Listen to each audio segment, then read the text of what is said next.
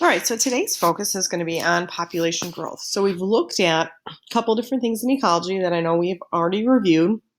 The basics of ecology, what is it, where animals live and how they interact with each other, organization of life, so all that community population. We looked at had abiotic and biotic factors in there, niches.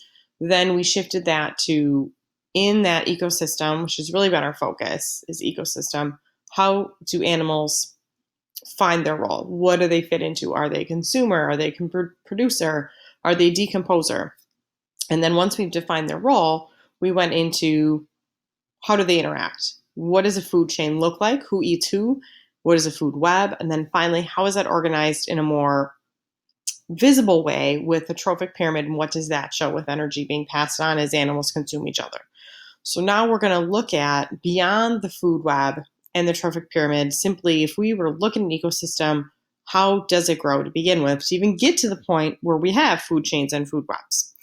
So in order for a population to grow, we need three specific things. We need to have a location where the growing is going to happen. We need to know how many animals are currently in that population, and then how fast is it growing. So those are three things we need to have if we're going to say that population is growing and that has the ability to grow. Population density, the specific definition, it's the number of animals in a given area. So here we've got our little forest and we only have one owl. That would have a low density. Here we'd have a high density. In the Midwest, we as a society of humans have a very low density, whereas other parts of our world, and if we want to look at the United States, New York City is a high density. Los Angeles is a high density. In terms of the world, China and India are high density areas. Lots of people, not a lot of space. So that is a very simple definition of population density. So population growth is going to be figured out or determined by these three things. These are then labeled as three factors that can affect growth, because this is going to determine if that population is even growing to begin with. So we have to look at how many animals are being born, how many are dying, and then how many animals are either coming into or leaving a specific ecosystem. And from all that, we can figure out, one, is the population even growing? And if it is, by how much? When it comes to factor three, animals entering or leaving, we do have specific terminology for that. Immigration is one that you're probably really familiar with. This is the movement of animals coming into a population. So we've got animals entering here, hence the little welcome sign. And then immigration is animals leaving. So E versus I.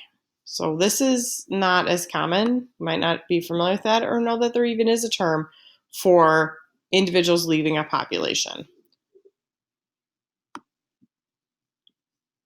So we do have specific categories of population growth. So if our population is growing, it could grow exponentially, which means that the population is increasing at a constant rate, and you're going to get this exponential growth curve. That is something you may have seen in math. So we've got this. Really, that's messed up. I should have it like this. That makes more sense. So it is an exponential curve because the amount of animals that are either coming into or being born are constantly rising. This has been the United States, well, this has been the world since the beginning, which we saw in the video that we started class with. The other type of growth, which is where we're going to be getting to soon, is going to be logistic growth. So here's just an example showing you this is exponential. The animal's rate of growth has been constant, and it's continuing to still go up. There's no signs of leveling off, which is the second type. So for us in the world, we are going to have to level off at some point in time. There has to be a point where the amount of resources we have on Earth can only sustain so many people. There is only so much that we have that can fill the need of the people who live there. So when this starts to happen, a population's growth has to slow down because there's just only so many resources. We call that logistic growth. And what that's going to look like is we're going to have exponential growth, but then it's going to start to level off. And at this point, there's going to be a special name we call this population that's leveled off at a certain population number. So let's look at that graph and see what that looks like.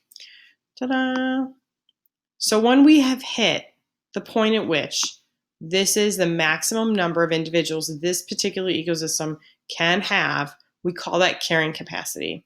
And it has a number. You can figure out the number of animals or humans that can be sustained within that particular location or that ecosystem.